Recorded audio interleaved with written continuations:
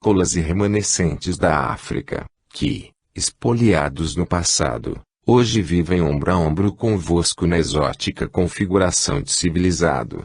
Por isso, o futebol, o rádio e a televisão brasileiros têm feito mais benefício pelo negro do que os próprios educadores brancos. Pergunta: há quem diga que a Umbanda é um degrau primário para a admissão ao espiritismo kardecista. Que dizeis? Ramatiz: nesse caso, o espiritismo também poderia ser um degrau antecipado de alguma doutrina ou filosofia espiritualista, principalmente a yoga, que além de expressar-se positivamente acima de qualquer manifestação sectária ou doutrinária religiosa, ainda desenvolve o espírito do homem e o emancipa através dos caminhos disciplinados da Raja e da Gnani Yoga. Aliás, os yogis jamais apregam o universalismo de sua doutrina, como fazem certas doutrinas espiritualistas, quando ao mesmo tempo movimentam campanhas de críticas e combates a outras seitas irmãs. Obediente ao próprio esquema traçado pelo alto, a Umbanda evolui, dia a dia, no sentido de tornar-se a cobertura religiosa do sentimento devocional e religioso do povo brasileiro, enquanto ainda o esclarece pelos ensinamentos avançados da lei do karma e da reencarnação. O brasileiro ainda conserva desde o berço de sua raça a tendência fraterna e afetiva das três raças que cimentam a formação do seu temperamento e constituição psicológica. Do negro, ele herdou a resignação, a ingenuidade e a paciência; do silvícola, o senso de independência, intrepidez e a boa-fé; do português, a simplicidade comunicativa e alvissareira. Nele imprimiu-se um tipo de sangue quente e versátil, no qual circulam tantas virtudes excepcionais, quanto os pecados extremos, mas, louvavelmente, em curso para a predominância de um caráter de espírito superior. E esse caldeamento heterogêneo ou mistura, que poderia sacrificar a qualidade dos seus caracteres originais, terminou por avivar o psiquismo do brasileiro, despertando-lhe uma agudeza espiritual incomum e em condições de sintonizá-lo facilmente à vida do mundo oculto. Consolida-se, então, uma raça possuidora de diversos valores étnicos de natureza espiritual benfeitora e que o espiritismo e a Umbanda catalisam, pouco a pouco, para os grandes desideratos da fraternidade entre os povos da terra. Jamais o brasileiro poderia viver à distância de um rito, uma cerimônia ou contato com espíritos desencarnados, o que justifica tanto a mesa espírita como os terreiros de Umbanda. O brasileiro ateu é uma anomalia psicológica, um caso de tratamento psicoterápico, pois ele é a semente destinada a germinar a sétima raça mãe espiritual da Terra. Daí o motivo por que a Umbanda, através do Elan ou denominador psíquico, que é o preto velho, conseguiu realizar a curto prazo a confraternização positiva e incondicional de várias raças sob o mesmo credo, coisa que jamais pôde fazer até o momento qualquer outra doutrina, filosofia ou sistema político do mundo.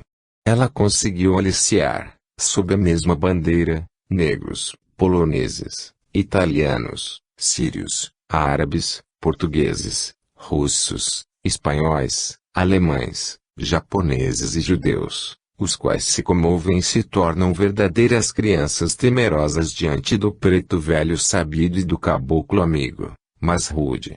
Pergunta: mas à medida que a Umbanda libera-se dos ritos, apetrechos e fetichismo herdados dos africanos, ela não poderia convergir diretamente para o gênero mediúnico da mesa kardecista?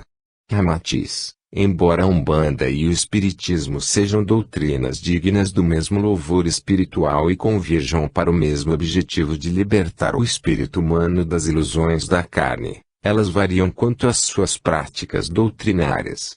O Espiritismo deve manter-se irredutível na sua linhagem iniciática, rejeitando e proibindo, em seu seio, idolatrias, cultos excêntricos, cerimônias, promessas, cantorias, fetiches, obrigações religiosas, paramentos e crendices mitológicas, simbolismos e hierarquias sacerdotais, pois é a fonte desobstruída para atender às criaturas do que ultrapassam a fase idólatra e fetichista do mundo profano.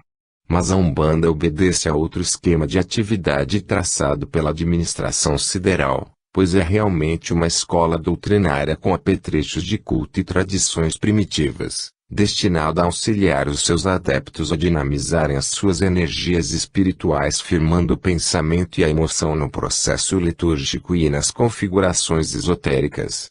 Mas à medida que os umbandistas evoluem no intercâmbio afetivo com os pretos velhos e caboclos, os seus apetrechos de uso e estudo religioso também apuram-se e substituem-se por outros mais sensatos e modernos, assim como os alunos primários antigamente usavam lousas e giz para fazer suas lições, e, modernamente, servem-se de blocos de papel e eficientes canetas tinteiro.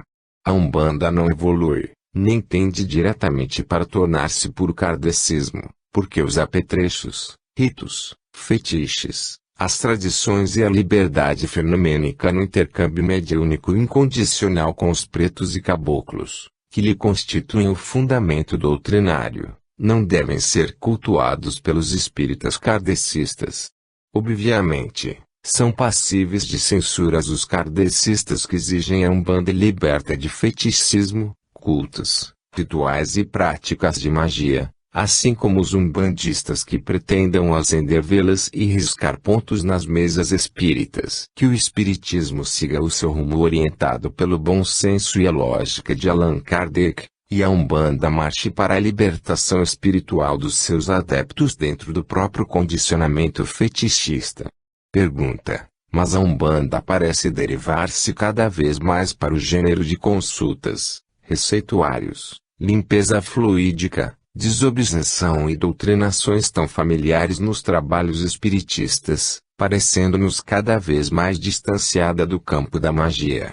Ramatiz: um dos principais fundamentos da Umbanda é manter o ambiente eletivo para os pretos e caboclos comunicarem-se à vontade, na sua vivência regionalista, no seu linguajar pitoresco e trancado, plasmando-se através dos cavalos sem quaisquer constrangimentos e na sua forma característica.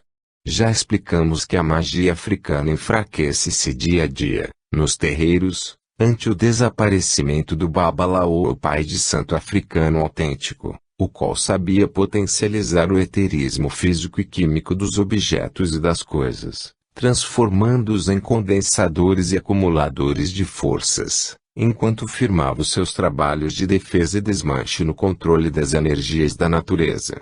Ademais, o tradicional desenvolvimento mediúnico e iniciático que se procedia antigamente nos trabalhos africanistas e hoje só é viável nos candomblés, revitalizava o duplo etérico e despertava os chakras principais dos cavalos, proporcionando a incorporação sonambúlica dos pais de terreiro, os quais então podiam corrigir e sanar qualquer dificuldade ou equívoco surgido no ritual e na prática da magia. Mas os brancos e os próprios crioulos, recém-chegados aos terreiros, que receberam herança de ritos, apetrechos e processos de magia dos autênticos babalaôs e pais de santo do velho africanismo, agora mostram-se bisonhos e incipientes para dominar e controlar as forças da natureza. Eles então recorrem a artificialidades de amuletos, patuás, emblemas, fetiches, imagens, guias de contas de vidro ou pitos de louça, ponteiros desimantados, pembas de calcário comum e desmineralizadas, plantas e ervas sem potencial magnético, de âmbar fumo lavado, defumadores de serragem vegetal, miçangas carnavalescas, pontos cantados sem força mântrica e riscados sem a grafia iniciática, além das invocações irregulares de falanges. Embora diversos objetos e coisas encontradas no comércio comum sirvam satisfatoriamente para o culto religioso de Umbanda, são completamente inócuos quando usados no processo de magia. Pergunta: que significam os pontos riscados? Ramatiz: os pontos riscados são verdadeiros códigos registrados na confraria de Umbanda, sediada no mundo espiritual. Eles identificam poderes, responsabilidades de espíritos, tipos de atividade e os vínculos iniciáticos das falanges. Quando são traçados com pembas vulgares e sem conhecimento de causa, Não projetam sua grafia luminosa no astral e não passam de rabiscos inócuos, alvos do riso e da mordacidade dos espíritos galhofeiros.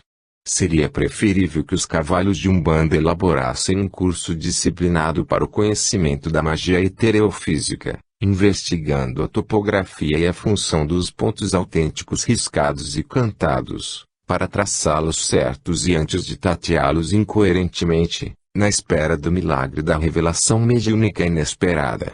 Pergunta: há fundamento de que os banhos de ervas funcionam como descargas de fluidos ruins ou podem acelerar o desenvolvimento da mediunidade nos terreiros? Ramatiz: as ervas para os banhos de descarga fluídica, curativos ou desenvolvedores, são eficientes quando receitadas de acordo com o tipo planetário da pessoa necessitada e desde que sejam colhidas sob influência astrológica lunar favoráveis.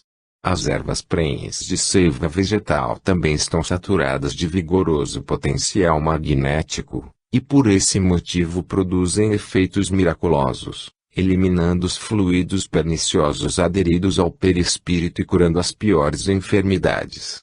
Existe na seiva vegetal um quantum de eletricidade tão comum quanto a que se diz biológica e impregna o corpo humano, a qual provém da própria terra, pois é atraída e concentrada pelo duplo etérico, exudando-se ou irradiando-se depois pela aura das plantas, dos animais, das aves e criaturas humanas. Conforme as influências astrológicas e a ação lunar, essa eletrização aumenta, diminui ou fica inativa nos duplos etéricos das plantas. Em consequência, a colheita deve ser tão hábil e inteligente, que se possa aproveitar o máximo da energia elétrica vegetal contida na espécie desejada. Assim, quando o enfermo ou necessitado tem a sorte de adquirir ervas supercarregadas de seiva e potencial eletromagnético, para fazer seus banhos de descarga ou terapêuticas, ele jamais deixa de obter bom proveito. Mas, se a colheita for efetuada sob o influxo astrológico e lunar negativo, não há dúvida, tais ervas não passam de inóculos cadáveres vegetais. Pergunta: poderíeis dar-nos uma ideia dessa influenciação astrológica lunar na colheita de ervas? Ramatiz: em face do nosso propósito de transmitir pelo médium uma obra minuciosa sobre o assunto, então, faremos rápida digressão para atender ao vosso pedido. Desde o tempo dos essênios, sabia-se das propriedades das plantas no tratamento das doenças do corpo físico, do duplo etérico e corpo astral, variando a sua força terapêutica, incidência etérica e psíquica, conforme a influência positiva ou negativa do seu astro governante. As plantas não só recebem a influência e a ação mais física ou vital do Sol e da Lua, correspondente à noite e ao dia, como absorvem e catalisam o magnetismo do planeta ascendente através do duplo etérico ou matriz fundamental, existente entre o organismo físico e o perispírito. Certas plantas receitadas para o tratamento de enfermos nascidos sob a influência astrológica da Lua, devem ser colhidas antes do Sol nascer, a fim de conservarem o fluxo magnetismo lunar. Outras, no entanto, devem ser colhidas ao entardecer, porque precisam acumular maior potencial de energismo solar e raios infravermelhos. Mas, geralmente, as plantas devem ser colhidas quando os planetas que as governam mantêm-se em seus signos ou domicílios, quando o Sol passa pelo signo do seu planeta regente, ou quando a Lua se acha em bom aspecto com o planeta governante. Esse potencial etérico ou magnético das plantas ainda recrudesce no seu efeito terapêutico ou de dissolvência fluídica, quando elas são colhidas em conformidade com a hora astrológica do planeta governante. Quando os banhos ou tisanas recomendados devem ser feitos das folhas das plantas, estas precisam ser colhidas no crescente ou na lua cheia, mas, se a prescrição refere-se às raízes, então é um minguante ou a lua nova o tempo indicado, pois a seiva sobe e desce conforme a ação do fluxo lunar. Há plantas que apresentam a cor, a configuração e certas peculiaridades do seu astro dominante, como a camomila, a margarida, o girassol e a laranja, que são astrologicamente solarianas.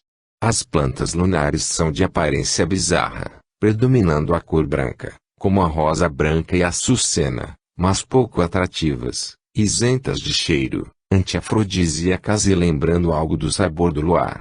São leitosas, frias, de folhas redondas ou ovaladas, como a alface, o repolho, a couve. Algumas são hipnóticas, evocando as noites de luar, como a papoula branca, que fornece os entorpecentes mais conhecidos, o ópio e heroína.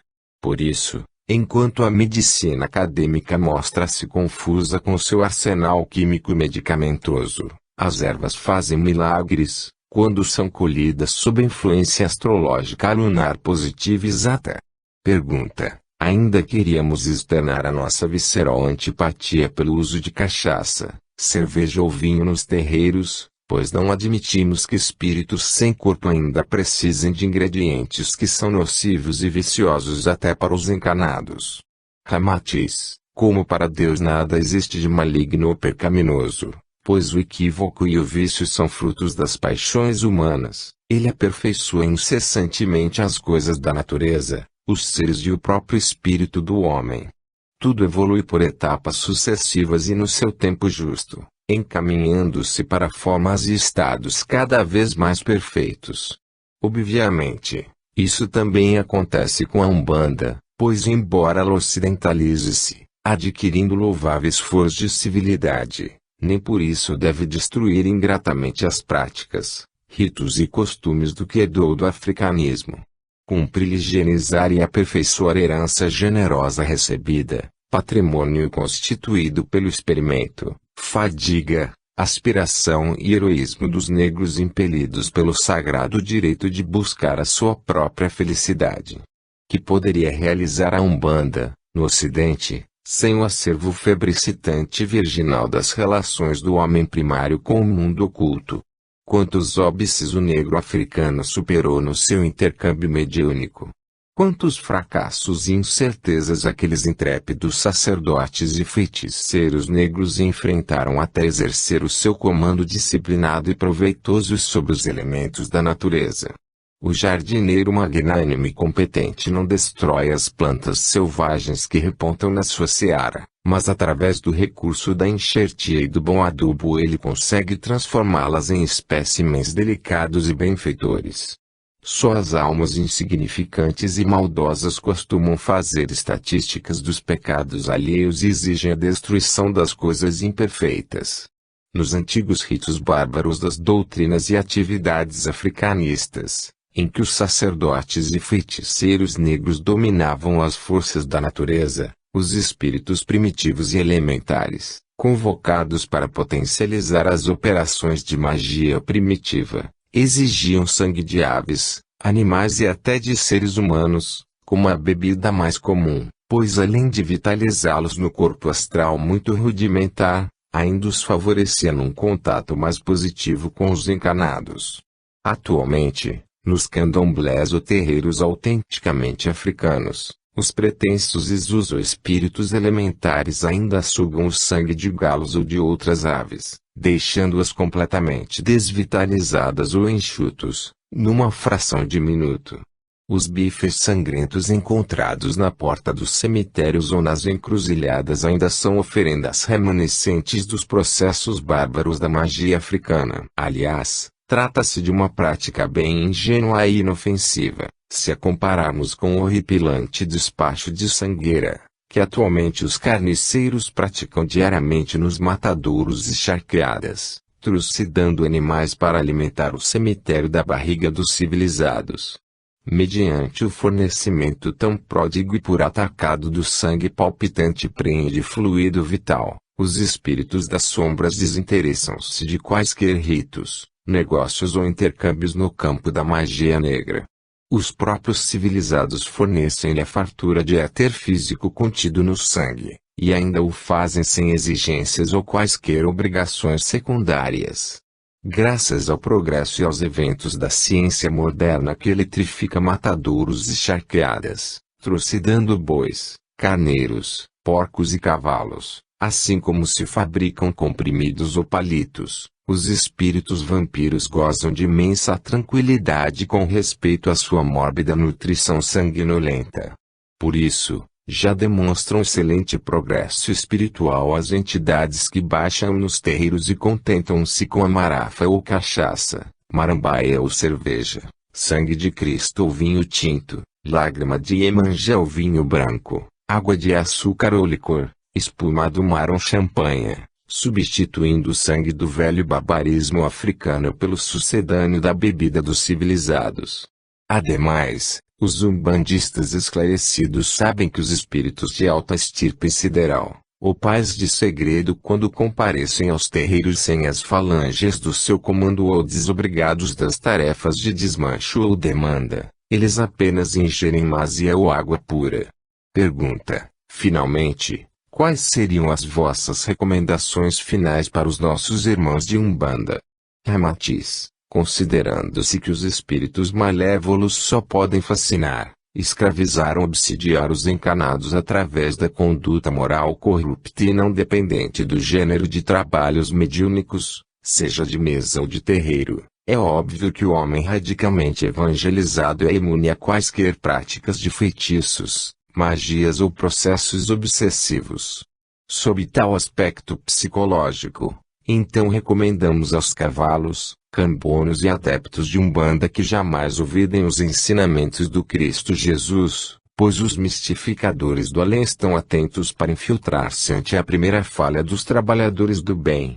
Precavenham-se, os umbandistas, principalmente contra as vulgarizações de obrigações cada vez mais frequentes, que lhes são exigidas do espaço por dar cá aquela palha.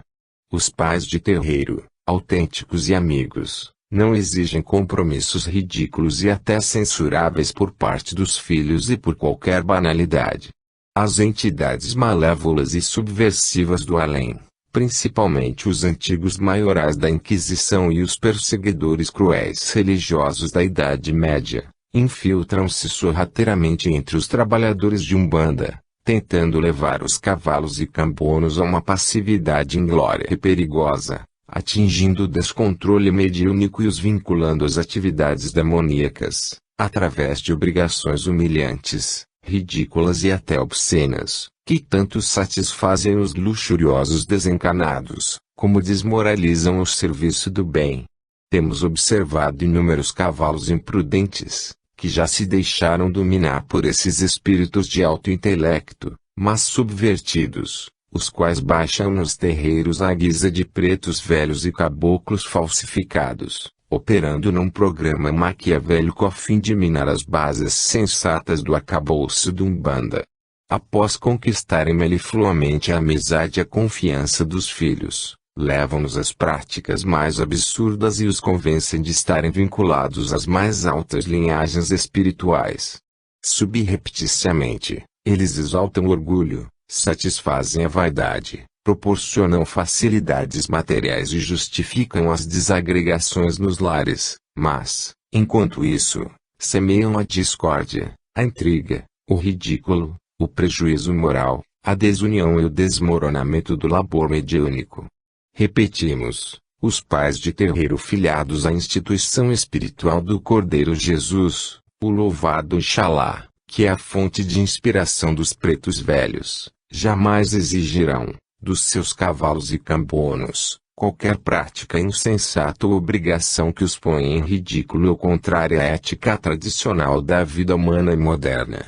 A exigência, imposição ou ameaça não provém de entidades consagradas ao serviço de Oxalá, mas são características irreconhecíveis do espírito despeitado, vingativo, vaidoso, ciumento e mal-intencionado.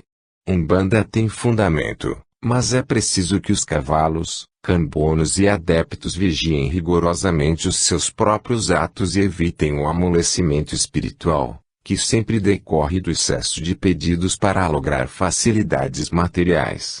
A terra é a escola de educação espiritual e o homem não deve abdicar do seu discernimento, pois é tão incorreto e nocivo, a si mesmo, o umbandista que recorre ao pai de terreiro para lhe alugar uma casa, como o kardecista que incomoda o guia para curar-lhe um resfriado.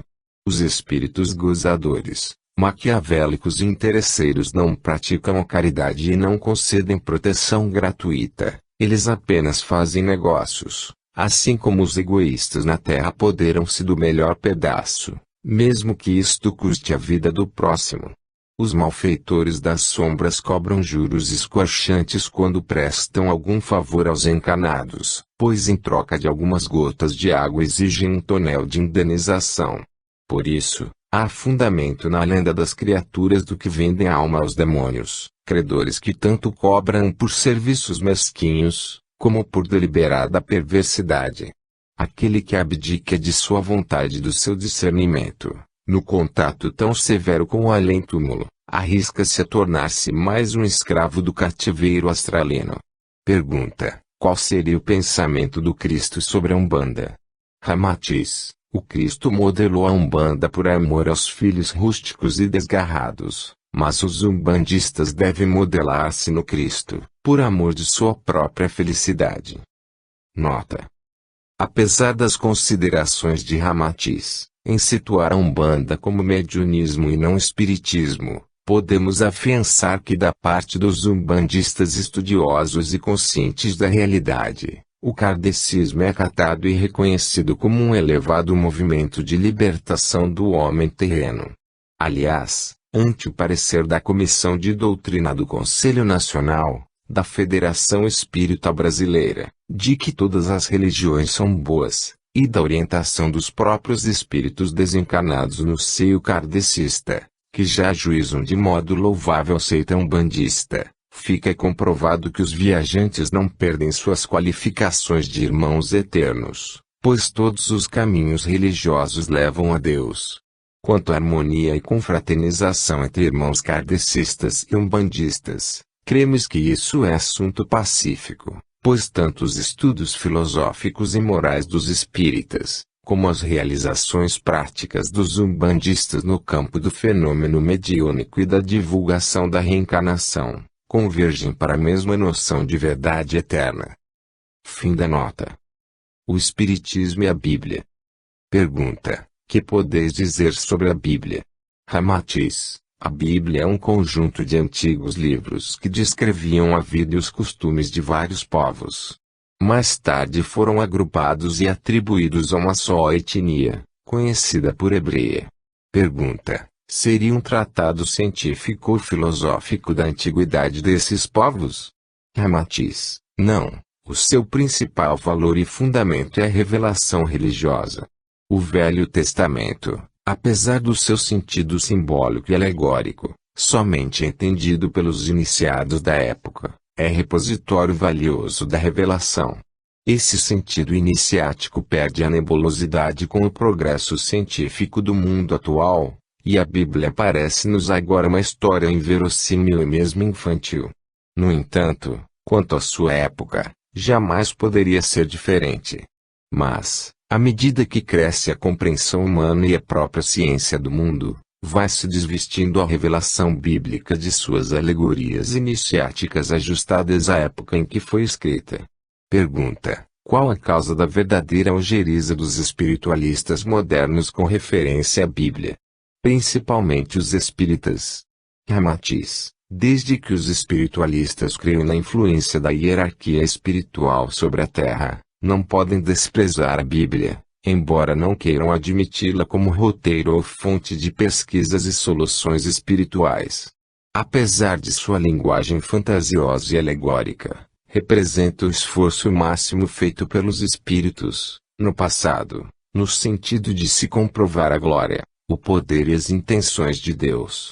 Pergunta: no entanto, todos os religiosos que adotam a Bíblia consideram-na diretamente revelada da Palavra de Deus. Que dizeis? Ramatiz: não se pode atribuir ao texto bíblico o caráter vertical da Palavra de Deus, mas os espíritas sabem que se tratava de mensagens mediúnicas comunicadas por emissários do alto através de médiuns poderosos, tal como Moisés, Jeremias e outros. A mentalidade dos povos daquela época e o seu modo de vida exigiram que as revelações não ultrapassassem a sua capacidade de entendimento, Tal como acontece hoje, quando o homem moderno domina a terminologia de fluidos, ondas, átomos, energias, radiações, forças mentais e etéricas. Pergunta: mas a Bíblia estabelece a sua revelação pela voz de Jeová, o que implica em se considerar diretamente do Criador. Ramatiz: o povo, muito supersticioso, não estava preparado para aceitar e confiar nos poderes e revelações de almas semelhantes aos seres humanos, o que enfraqueceria bastante a revelação espiritual. No entanto, a voz de Jeová, ou de Deus, seria aceita unanimemente, quer pelo temor, como pela impossibilidade de os hebreus avaliarem a natureza sublime e poderosa do Senhor. Mas a verdade é que, em seu fundamento, assentam-se todos os esforços posteriores e o êxito no sentido de haver sido compreendida a unidade de Deus, que Moisés depois consolidou no Monte Sinai. Havia necessidade de os médiuns, na época, atribuírem uma grande autoridade às mensagens recebidas, a fim de serem acreditados pelos seus conterrâneos. Aliás, a mentalidade humana não mudou muito, pois ainda hoje, nos centros espíritas e terreiros de Umbanda, os médiuns continuam a receber entidades de elevada estirpe sideral, materializando-as de modo a se promiscuírem com as paixões terrenas. Os homens ainda não se aperceberam de que o ensejo mediúnico não tem por finalidade principal a produção de milagres, assistência incondicional às tricas do mundo material e resolução de problemas humanos que perdem o discernimento e a iniciativa pessoal. Ignoram que a presença dos elevados prepostos do Senhor obedece ao programa de libertação espiritual, em vez de contribuição no sentido de maior satisfação nas atividades transitórias da matéria. Tanto quanto no tempo de Moisés, hoje ainda se explora os desencarnados para solucionarem as consequências nefastas das imprudências humanas. Pergunta: acontece que, em face dos costumes tão deformantes na atividade do povo judeu, narrados na Bíblia, ficamos duvidando de sua eleição para o advento de Jesus. Ramatiz: porventura, o vosso país também não foi profetizado como o coração do mundo e pátria do Evangelho, em face da divulgação profícua do Espiritismo. No entanto, ainda perdura em seu povo a corrupção moral, vícios degradantes, desarticulação social, infância subvertida, juventude transviada, desleixo administrativo e fanatismos religiosos, conjugados às crises políticas, sociais e econômicas. Domina o crime nas favelas, o vício de entorpecentes e os desatinos nas épocas carnavalescas. Graçolenocino e vulgarizam-se as uniões ilícitas pelo advento tardio do divórcio. Quando, no futuro, os estudiosos pesquisarem a história do Brasil, eles ficarão surpresos da pátria do Evangelho, assim como hoje criticais as epopeias bíblicas dos judeus. Mas a verdade é que o povo brasileiro, malgrado a sua irresponsabilidade e atentados à moral vigente, constitui-se a base para o sucesso do Evangelho e do Espiritismo. Sem dúvida, a Bíblia historia a vida do povo judeu com seus costumes e sistemas censuráveis, profundamente diferentes da ética ocidental moderna. No entanto, nenhuma outra nação foi tão obstinada em sua fé para com Deus e tão preocupada com o reinado espiritual da alma. Ela mereceu a glória do advento de Jesus e a sementeira do Evangelho pela sua fé inquebrantável em Jeová e pela sinceridade na exposição de suas próprias mazelas e costumes. Nenhum outro povo poderia produzir aqueles pescadores iletrados e camponeses rudes, que saíram pelo mundo a pregar uma nova ética contrária à moral racista e orgulhosa da época. No entanto, a humanidade atual tão evoluída cientificamente capaz de fotografar a face oculta da Lua ou semear o espaço de satélites e foguetes interplanetários, ainda não conseguiu assimilar tão alto padrão de fé e a sinceridade dos hebreus no seu amor incondicional a Jeová. A raça que pararem foi Isaías, João Batista, Timóteo, João Evangelista, Paulo de Tarso, Pedro, Maria de Magdala, Tiago e a pleiade de mártires anônimos trucidados nos circos romanos, embora tenha misturado a vida profana com a divina e atribuído suas insanidades à própria palavra de Deus, pode ter pregado na Bíblia moral estranha e até aberrativa, mas doou a maior contribuição à humanidade, pois foi o berço do Salvador do mundo. Pergunta: mas é evidente que há na Bíblia relatos escabrosos, que pecam contra a boa leitura e até contra a ética judaica de ser o povo escolhido para o advento de Jesus. Que dizeis?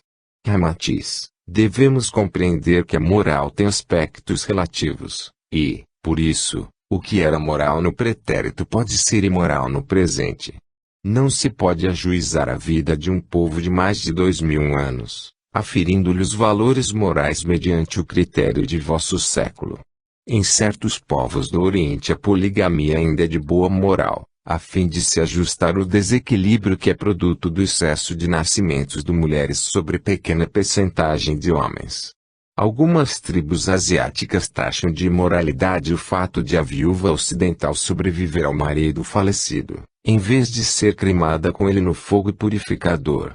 A moral tão sublime e sadia que Jesus pregou em sua época foi o motivo de ele ser crucificado, porque essa moral cristã era considerada subversiva ou debilitante em face da predominância do instinto inferior dos homens da época.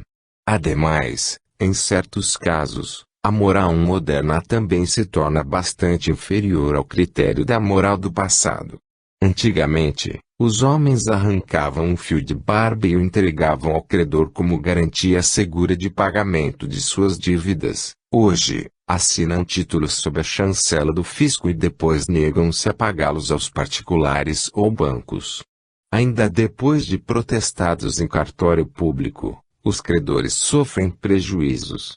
Os esposos consideravam sagrado o casamento, por se tratar de um contrato bilateral, cujo rompimento seria uma indignidade descortêsia perante a sociedade. Atualmente, o contrato conjugal, para muitos homens e mulheres, não passa de um recurso para saciar apetites ou consolidar fortunas, podendo ser desfeito depois de concretizados os objetivos egocêntricos. Pergunta: devemos ignorar propositadamente esses aspectos bíblicos para nós tão deformantes? Ramatiz: não endossamos textos bíblicos ou de quaisquer tratados espiritualistas que possam deformar a melhor moral do vosso tempo.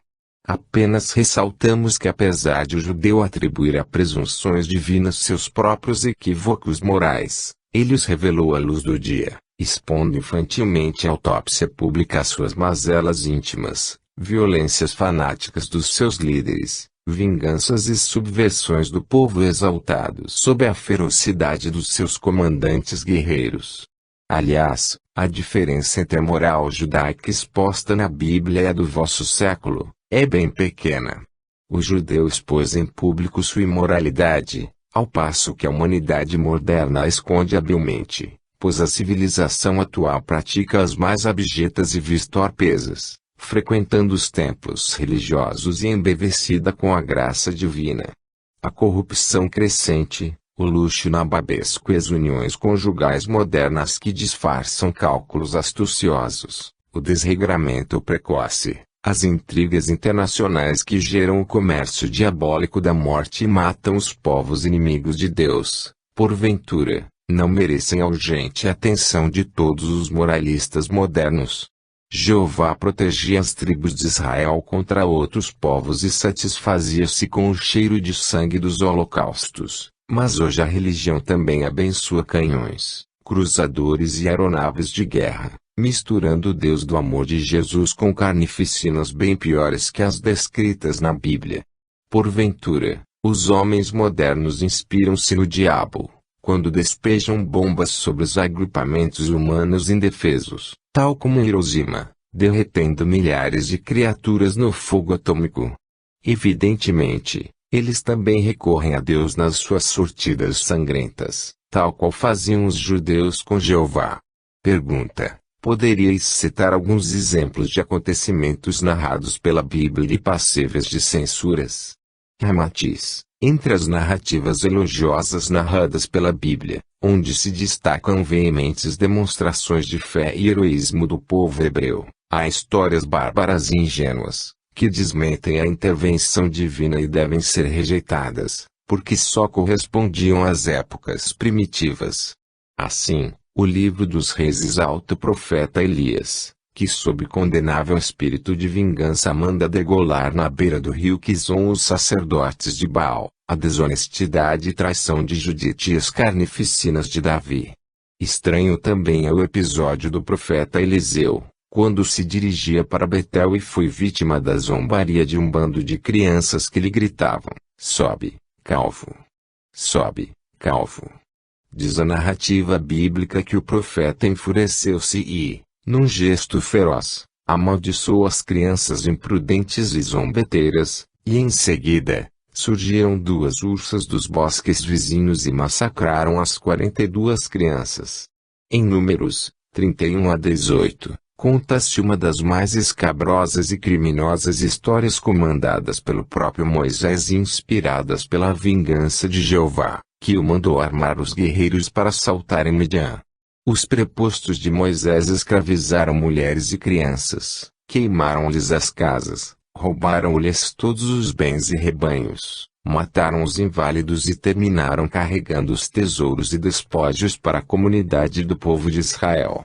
No entanto, o Velho Testamento afirma que Moisés ainda ficará indignado pelos seus guerreiros pouparem mulheres e crianças na invasão das cidades de Midian.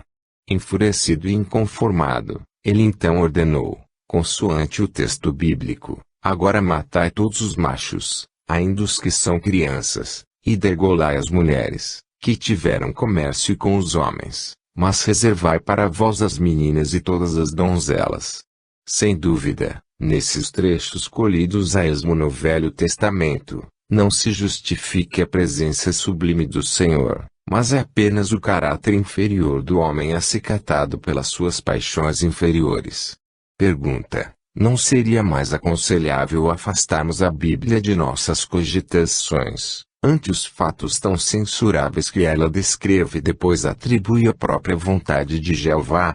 Ramatiz: o espírito do homem não se emancipa pela fuga do que lhe desagrada, mas pelo discernimento do bem e do mal. O anacoreta ainda não é o cidadão ideal para a moradia celeste, perde para o homem curtido e experimentado na trama da vida turbulenta e perigosa.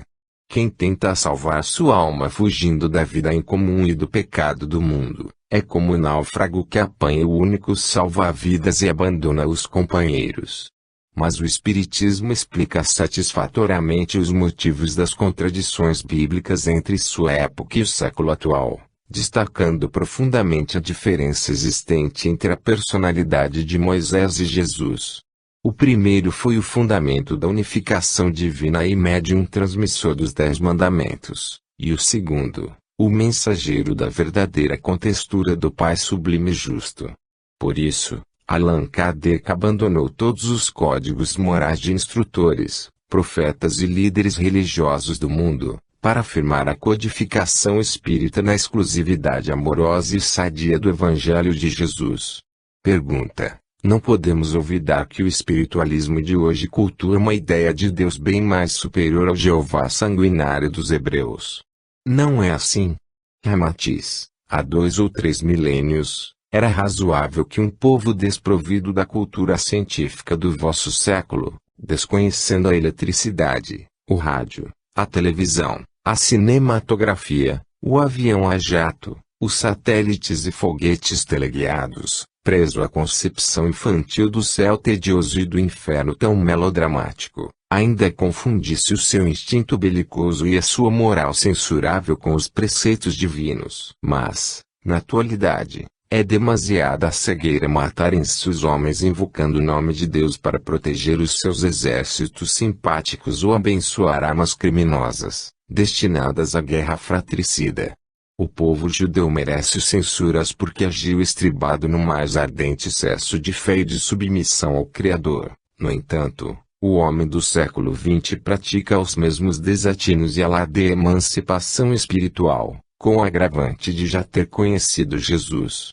Se a vossa civilização pretendesse escrever sua Bíblia, adotando a mesma franqueza e simplicidade infantil com que o povo judeu escreveu a sua, redigiria o mais imoral e bárbaro tratado da história humana, pois relataria mazelas bem piores e ignomínias religiosas praticadas em nome de Deus, de fazerem arrepiar os cabelos.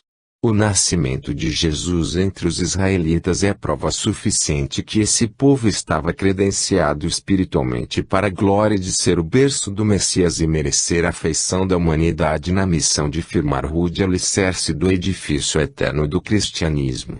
Pergunta: qual é a relação mais íntima entre a Bíblia e o Espiritismo? Ramatiz: é o mesmo sentido de sua revelação espiritual, pois a Bíblia, desbastada das alegorias que tanto desfiguram o entendimento exato da revelação dos espíritos ocultos sob voz de Jeová, apresenta a mensagem igual a todos os redutos espiritualistas do mundo. A verdade transmitida do alto é uma só e não diverge no decorrer dos tempos, porém, à medida que o homem se esclarece e progride, ele também identifica no âmago de todas as religiões e comunidades espiritualistas a mesma revelação. Rama, Krishna, Hermes, Zoroastro, Confúcio, Moisés, Maomé, Lao Tse, Orfeu, Buda e Jesus revelam na essência dos seus sentimentos a mesma ideia de Deus e da vida imortal. No entanto, cada mensagem foi revestida do invólucro simpático e adequado a costumes, temperamento, moral, capacidade e objetivo de cada raça ou povo, pois há muita diferença entre a revelação evada de poesia e aforismos do povo chinês, com ideia máscula de Allah inspirando a índole agressiva, vitalizante e apaixonada do árabe tostado pelo sol causticante do deserto. Buda velou seus ensinamentos sob a casca fina dos aforismos e preceitos ou obrigações. Jesus usou das parábolas para esclarecer os ocidentais. No entanto, apesar de decorridos tantos séculos, os asiáticos ainda não entenderam o sentido oculto dos aforismos de Buda, nem os ocidentais o pensamento de Jesus oculto nas parábolas. Ambos os ensinamentos puros do espírito foram sufocados pela letra nos templos rígidos e faustosos, para o reinado dos dogmas e das fantasias absurdas. Pergunta: como conciliar a narrativa absurda do Gênesis, quando Deus criou o mundo em 6 dias, com os milênios de evolução geológica admitida pelos cientistas espíritas? Ramatiz: apesar da aparente incongruência no relato bíblico da criação, observa-se uma perfeita ordem e disciplina nos atos de Deus, pois tudo surge gradativamente e cada coisa no seu tempo devido. Evidentemente, seria flagrante ingenuidade dos críticos do Velho Testamento, ainda suporem que o Gênesis refere-se a dias da criação, quando trata-se de alegoria velando a ideia de períodos longos de evolução geológica em sucessão através de muitos milênios. Na época da revelação o povo não poderia entender o processo da condensação de energia cósmica até formar a matéria, através de fases tão demoradas e sem ponto de apoio mental para configurarem todo o processo criativo. Aliás, nem se admitia a forma esférica da Terra e a natureza do sistema geocêntrico de Kepler com os demais planetas em torno do Sol. Quanto mais admitir-se a contextura atômica e molecular da substância terráquea evoluir para formas cada vez mais aperfeiçoadas. Pergunta: qual a ideia inicial que poderíamos ter de Deus, baseando-nos no Velho Testamento e antes da criação do universo? Ramatiz: conforme elucida João o Evangelista, no princípio era o Verbo, e o Verbo estava com Deus, e o Verbo era Deus. Através da ação dinâmica do Verbo, conceituado como pensamento fora de Deus, a condição abstrata na mente divina ou cósmica se revela na figura de matéria, ou de mundos exteriores, isto é, o pensamento puro de Deus como princípio de todas as coisas e seres. O Gênesis então relata essa descida do pensamento puro do Onipotente até se exteriorizar na forma de matéria componente do mundo exterior. No princípio criou Deus o céu e a terra, porém, era vã e vazia, e as trevas cobriam a face do abismo, E o Espírito de Deus era elevado sobre as águas, demonstrando que a energia cósmica provinda de Deus ainda estava na forma líquida e a caminho de forjar a substância matéria. Em seguida, o Criador vai compondo e criando a terra e a destaca do mar, depois o reino vegetal com as árvores e a sementeira procriadora, depois, os répteis, os peixes, as aves e os animais, cada um segundo sua espécie, porém, numa escala progressiva conforme denuncia a ciência nos diversos períodos de formação planetária. Finalmente, cria o homem à sua imagem e que presida aos peixes do mar, às aves do céu, às bestas, e a todos os répteis, que se movem em toda a terra, e dominam toda a terra. Após essa enunciação e término da criação propriamente dita, o Senhor abençoou o que fizera, mandando que todos os seres crescessem e se multiplicassem. E assim Deus descansou no sétimo dia, isto é, criado o mundo exterior emanado de si mesmo, deixou que a vida e o progresso das espécies, coisas, seres e homens se fizesse sob o impulso interior de serem feitos à sua imagem. Durante 6 dias ou longos períodos geológicos de materialização do mundo físico, o Senhor trabalhou operando na transmutação das energias em substâncias sólidas e na materialização do seu pensamento incriado até plasmar a vida planetária com seus reinos mineral, vegetal, animal e hominal.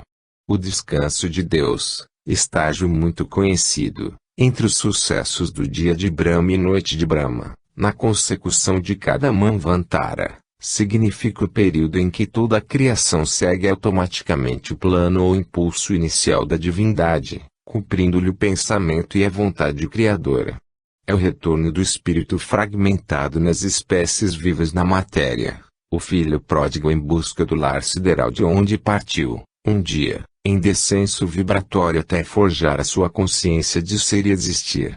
Pergunta: mas em nossas concepções espiritistas somos avessos aos relatos bíblicos sobre Adão e Eva, o primeiro casal, e a incoerência de possuírem apenas 2 filhos homens, Caim e Abel, em que o primeiro mata o segundo e não se explica a origem de tantos seres e raças do nosso globo. Ramatiz: não podemos alongar-nos em explicações minuciosas quanto à interferência dos construtores siderais na criação da Terra, dos seus reinos e da própria linhagem humana. Mas a verdade é que decorreram muitos milênios até que a face do orbe se mostrasse apropriada à existência humana. O corpo terráqueo formava-se no seio das substâncias ignescientes e energias telúricas, submetido a toda a espécie de reação e ensaio para se transformar na moradia da humanidade feita à imagem de Deus. Formam-se os oceanos por força dos vapores inundando a atmosfera e o planeta agita-se instável e confuso, ferido por raios e tempestades, até fixar-se em sua órbita e submeter-se docilmente ao comando do poderoso centro solar. Finalmente, as condições terráqueas se fizeram eletivas à vida animal, graças à materialização do protoplasma, essência da vida orgânica. Os prepostos de Deus, então, devotaram-se fielmente a organizar as espécies inferiores plasmadas pelo aglutinamento de infusórios e vidas microbianas. Enquanto transcorriam os milênios no calendário sideral, evoluiu a linhagem animal sob a pressão interna do espírito compondo sua vestimenta transitória para relacionar-se com o meio planetário e plasmar a própria noção de ser e existir.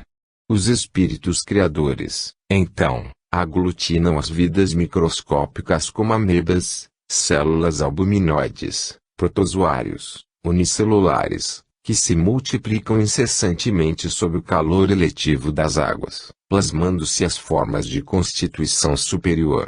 Delineia-se a configuração do globo terrestre, surgem os crustáceos marinhos e terrestres e os batráquios, que deixam as águas adaptando-se, pouco a pouco, nos charcos da superfície mais firme. O cenário terreno, apesar de instável e lodoso, denso e abafado, é entrecortado por incessantes tremores de convulsões provindas do núcleo central.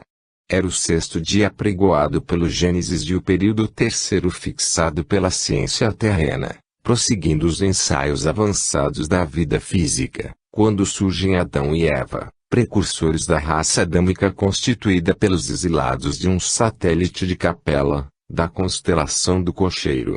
No entanto, há muitos milênios antes desse exílio de anjos decaídos do mundo capelino, já viviam na Terra raças descendentes dos Lemurianos e Atlantes, os primeiros próximos das grandes vias fluviais e outros situados nas encostas de pedras e terrenos vulcânicos. Em consequência, a Terra já oferecia condições de vida humana no tempo de Adão e Eva porque há milênios ali viviam os remanescentes da velha Atlântida. Pergunta: conforme narra a Bíblia, Adão e Eva eram o primeiro casal e pais de 2 filhos, Caim e Abel. O primeiro matou o segundo, e no entanto, a terra depois povoou-se de criaturas dos mais variados tipos. Como se explica isso? Ramatiz, a prova de que já existiam habitantes na Terra, quando do exílio dos remanescentes do satélite de Capela para constituírem-se a raça adâmica e tronco original dos Arias, pode-se verificar no próprio Gênesis, quando Caim, após ter assassinado Abel, sai pelo mundo sob o estigma do homicídio fraterno. Diz então o Gênesis: e Caim, tendo se retirado de diante da face do Senhor, andou errante pela terra, e ficou habitando no país que está ao nascente do Éden. E conheceu Caim sua mulher, a qual concebeu, e pariu a Enoxe. E ele edificou uma cidade, e a chamou Enoxe, do nome de seu filho. Enoxe, porém, gerou a Irade, Irade gerou a Maviael, e Maviael gerou a Matusael, e Matusael gerou a Lameque. Gênesis 4, 16 a 19. Obviamente, quando Caim matou Abel já existiam outros povos na terra, remanescentes dos próprios terrícolas, exilados do Marte e do satélite de Júpiter, todos provindos das civilizações desaparecidas da Atlântida. Em consequência, o primeiro casal bíblico não passa de alegoria representando o núcleo central dos exilados de Capela. Aliás, contrariando a convicção de alguns religiosos dogmáticos, depois de Caim e Abel, Adão e Eva ainda tiveram outro filho chamado Sete, conforme diz o Gênesis. Tornou Adão a conhecer sua mulher, e ela pariu um filho, e lhe pôs o nome de Sete, dizendo: o Senhor me deu outro filho em lugar de Abel, que Caim matou. 4, 25. Diz ainda o Senhor que fez o homem à sua semelhança, criou macho e fêmea e os chamou pelo nome de Adão no dia em que foram criados. Adão, depois que gerou Sete, ainda gerou mais filhos e filhas e viveu durante 930 anos. Gê. 5, 1 a 5. Essa narrativa identifica perfeitamente que Adão e Eva representavam, na Terra, os filhos de Deus, ou seja, os exilados de Capela.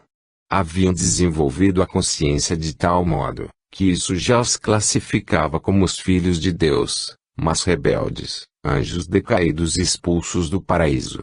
Mas é preciso distinguir os espíritos exilados ou filhos de Deus, descidos do céu, dos demais habitantes primitivos que já existiam na Terra e nessa época ficaram sendo conhecidos como os filhos dos homens. Pergunta: poderíeis dar-nos alguma indicação desse fato na Bíblia, ou em qualquer outra obra espiritualista? Ramatiz, diz o Gênesis, como os homens tivessem começado a multiplicar-se sobre a terra e tivessem gerado filhas, vendo os filhos de Deus que as filhas dos homens eram formosas, tomaram por suas mulheres as que dentre elas lhes agradaram mais. Ora, naquele tempo havia gigantes sobre a terra. Porque depois que os filhos de Deus tiveram comércio com as filhas dos homens, geraram estas filhos que foram uns homens possantes e afamados nos séculos. Gê. 6, 1 a 4. Sem dúvida, o próprio Gênesis explica que os espíritos exilados ou adâmicos foram expulsos do paraíso de Capela e casaram-se com as filhas formosas dos homens da terra. Ademais, havia outra raça de gigantes sobre a terra, ou seja, exilados de Júpiter e de grande estatura, como ainda é possível encontrar-se alguns raros no orbe, mas já enfraquecidos na sua contextura original. Mas a narrativa bíblica sofre muitos hiatos e truncamentos na sua história original da humanidade, em face de tantas traduções que lhe perturbaram o espírito histórico da realidade, transformando em melodramas siderais aquilo que não passou de singelo acontecimento da vida humana. Foram fatos sem expressões antiloquentes, apenas cingidos às leis comuns e costumes naturais do povo. Tudo se procedeu como notícias de imprensa e não sob o aspecto cerimonioso ou melodramático, que os historiadores religiosos lhe emprestam no futuro. Muita coisa clara foi obscurecida.